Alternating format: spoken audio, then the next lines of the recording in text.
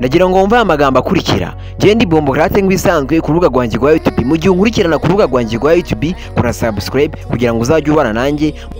Unkurikirana ku rubuga rwanjye rwa YouTube ni ingenzi kuba warakoze subscribe kuko ibintu mba nkubwira ariko kuri. Mu gihe ubona ko hari umuntu uba mu buzima bwawe bwa buri munsi kandi ukabona ko uwo muntu nta kintu agusaba ndetse nawe nta kintu umufasha, ukabona ko uwo muntu mu buzima bwawe bwa buri munsi ari umuntu ugerageza kukuba hafi mu buzima bwe, menya ko uwo muntu akwitayeho mu buzima bwa buri munsi. Uwo muntu ntabwo ukwiriye kumugendera kure. Hari abantu batekereza ko kuba abantu benshi baza mu buzima bwacu cyangwa se twifata tukajya mu buzima bw'abandi bantu ari uko hari icyo tuba tubashakaho. 90% kwacu ni uko tuba dufite urukundo twakunze abo bantu, ugasanga nk'uwo muntu nta kintu aguha ndetse nawe ntacyo umuha, ariko ugasanga mu buzima bwe bwa buri munsi ni wa muntu uhora utekereza mu kazi kawe ka buri munsi.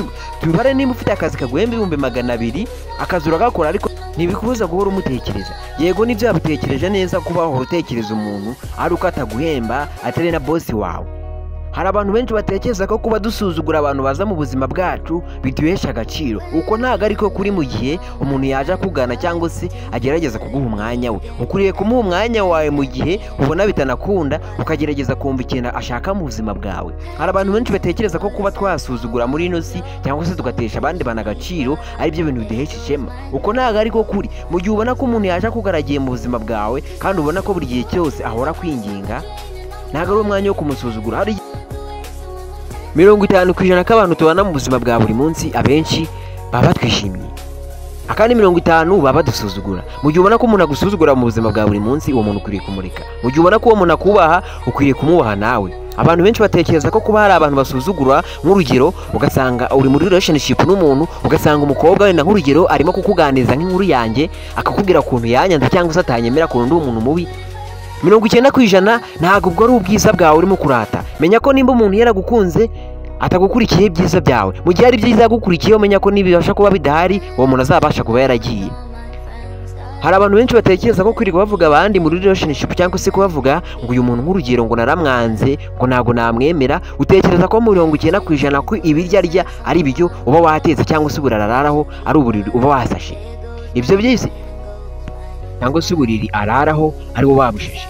Benshi baribeshya cyane. Mu gihe ubona ko umuntu atarya iwanyu cyangwa se ataza no kuharyama, ukabona umuntu akunda kukwitaho cyane, ari umuntu uguha umwanya, si wo mwanya wo kugenda ngo umusebye mu bandi bantu cyangwa se ngo ugende uvuge ngo sinamwemera. Tekereza neza ko uwo muntu we yatinyutse kukwemera kuko nawe hari ibintu bibi yakubonagaho, ariko we ntutekereze ko washobora kuvuga ngo uyu muntu ngo hari ibintu namubonyeho bitari byiza ngo bitatuma mwemera. 90% nawe ntabwo uri mwiza. Tekereza ko nimba ari umuntu agukundiye n'ubwiza, mu gihe ubwiza bwawe buzabasha kuba butagihari, atazagumana nawe. Hari abantu benshi batekereza ko kuba babonye umuntu mwiza byatuma uhindura umukunzi. Ntabwo ibyo bintu ari byo. Mu gihe ubona ko ufite umukunzi yaba mwiza cyangwa mubi, gumana uwawe. Benshi batekereza ko kuba babonye ubwiza bw'umuntu ari cyo kintu cyatuma uhindura umukunzi cyangwa se watuma uhinduka muri wowe. Ibyo ntabwo ariko kuri. Hari abantu benshi batekereza ko mu gihe wakoreraga amafaranga make yawe wabonye akazi ka menshi, ukwiriye guhindura n'umukunzi, ukwiriye no guhindura n'indyo waryaga. Ntabwo ariko kuri. 90% k'abantu tubana mu buzima bwa buri munsi, tubare nimba twabanaga mu buzima turi abantu banganya ubushobozi, twese turi abakene, wowe ukaza gukira mbere yanjye, uzahindura uburyo twavuganagamo. Nimba twavuganaga inshuro 3 ku munsi, na numero yanjye uzayisiba.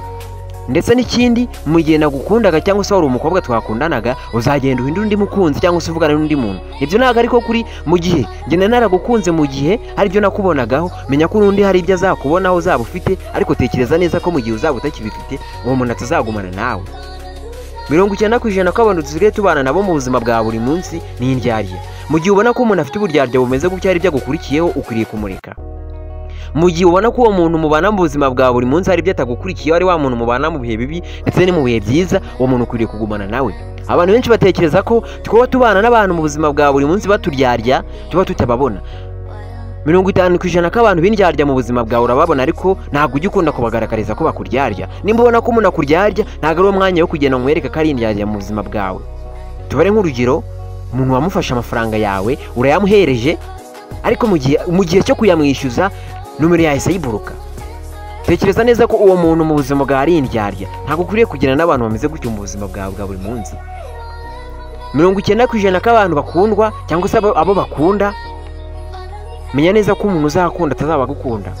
Menya neza ko no mu kugukunda afite byinshi azaba kubonaho. Mu gihe umuntu yagukunze ari byo yakubonyeho, 100% nabibura azagenda. Mu gihe umuntu yagukunze ntacyo agukurikiyeho cyangwa se ntacyo kubona hari urukundo rwajemo mu mutima we cyangwa se mu buzima bwe, uwo muntu muzagumana mu buzima bwa buri munsi. Benshi batekereza ko kuba bifata bakagenda bagasubya abandi bantu bakavuga nk'andi magambo atari meza ku bandi bantu mu buzima bwa buri munsi, nk'urugero ugasanga uvuga ukuntu umuntu utamwemera cyangwa se ari umuntu udafite agaciro mu buzima bwawe. Urugero uravuze kanaka nta mafaranga agira, sinamukunda sinamwemera. Tekereza neza ko kuri wa muntu ugenda uvuga ngo uyu nguyu nzamwemera afite iki kintu, ibyo bintu byo utazi ahantu yabikoreye. 90% nimba umuntu yarakoreye ikintu cye, kugenda kuvuga ngo ugiye kumukunda mu gihe hari ibintu byabonye azabigutegekamo, ndetse yewe ntago azigera kwishimira mu buzima bwe. Menya ko uwo muntu ugiye gukunda nawe afite undi muntu akunda mu gihe uzaba ugiye kumwishoraho. Ukwiriye kugumana n'umuntu wawe mu gihe abashije kuba yaragukunze. Mu gihe uvuze ngo nge simukunda ngo ngiye gukunda kanaka, tekereza neza ko mbere yo gusanga uwo muntu uvuze ngo ugiye gukunda ugiye kumwihomaho. Mu buzima bwa buri munsi hari ikintu bita kwihoma. Mu gihe wumva ufite umuntu mubana mu buzima bwa buri munsi ugukunda, si wo mwanya wo kumwihenuraho ngo wabonye undi muntu ugukunda mu gihe gito. Banza utekereze ko kuba ufite boyfriend wawe cyangwa se girlfriend mumaranye imyaka irenze 2 cyangwa 5. Ibaze nk'urugero rwa buri munsi ubana n'umuntu mu nzi cyangwa se mwarashakanye mufite abana, uhuye n'umugabo mu buzima bwawe, aragiye akuguriye wenda tubare ngo akuguriye inzoga, uraje ucyuriye umugabo wawe mu buzima bwe, uramubwiye ngo ngiye ngo nabonye undi mugabo ngo kurenze. Urugero ngo kwa kanaka ngo nabonye barya gutya ngo kandi twebwe turiwe kurya ibintu bitameze neza. Tekereza ko neza kanaka afite uburyo abayeho nawe ufite uburyo ubayeho. 90% ko uwo muntu ukubwiye amagambo ameze gutyo, uwo nta nshuti murimo, nta nubwo ari umugore wawe. 90% nimba ubona umuntu ahora yishimiye ibyiza by'abandi adashobora kwishimira ibyiza yageraho wowe nawe, menya ko uwo muntu nta kintu azigera kugeraho mu buzima bwawe. Menya ko uwo muntu nimba uri gutera imbere ukaba uri kumwe n'umuntu mu buzima bwawe bwa buri munsi umuntu umeze gutyo, menya ko uwo muntu agusubiza inyuma. Tekereza neza kuba ubana n'umuntu ugusubiza inyuma mu bitekerezo, nawe nimba utekereza gutera imbere utazigera utera imbere. Hari abantu benshi batekereza ko kuba tubana n'abantu baduteza imbere mu buzima bwa buri munsi ndetse n'abadusubiza inyuma, ukibaza uwo muntu wakagombye kuba uri kumwe nawe. Umuntu mwakagombye kuba muri kumwe ni wa muntu utekereza neza ko nimba muri mu buzima busanzwe mukwiriye kuba mwagumana. Nk'urugero ubanye n'umuntu mu buzima bwa buri munsi, uwo muntu ariko iteka 90% ahora yishimiye ibyiza abandi bagezeho, mu gihe yakagombye kuba atekereza ibyiza wowe nawe mwakagombye kuba mukura cyangwa se mwakagombye kuba mwageraho, ugasanga ahora atekereza ku iterambere ry'abandi.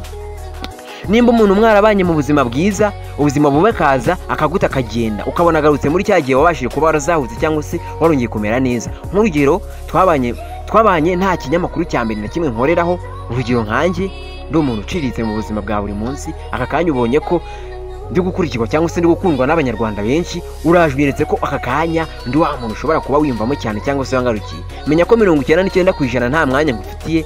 Ikindi cya kabiri, nimba yirgumamagara umbwira ubusa, menya ko nta mwanya ngufitiye. Ikindi cya gatatu, menya ko ufata nk'umusazi umaze imyaka 5 usaze.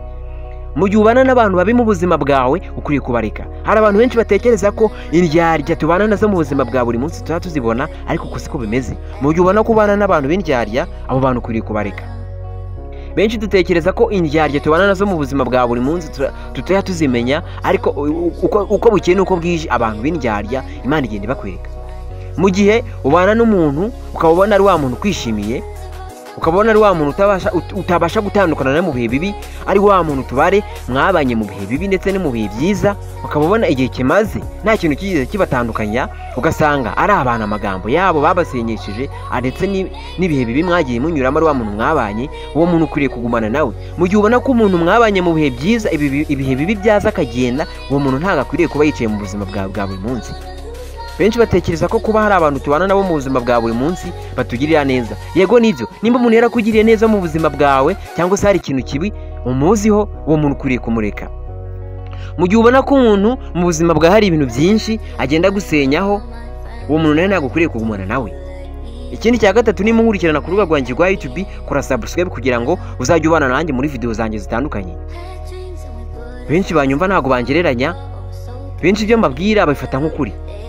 Njye ndi Bombocrate, mbibutsa abantu munkurikira ku mbuga zanjye zitandukanye, Facebook, Instagram ndetse na YouTube. Subscribe, share, comment ari ikintu cy'ingenzi kugira ngo uzajye ubona nanjye muri video zanjye uko nzajya nzikora buri kanya. Ndabashimiye.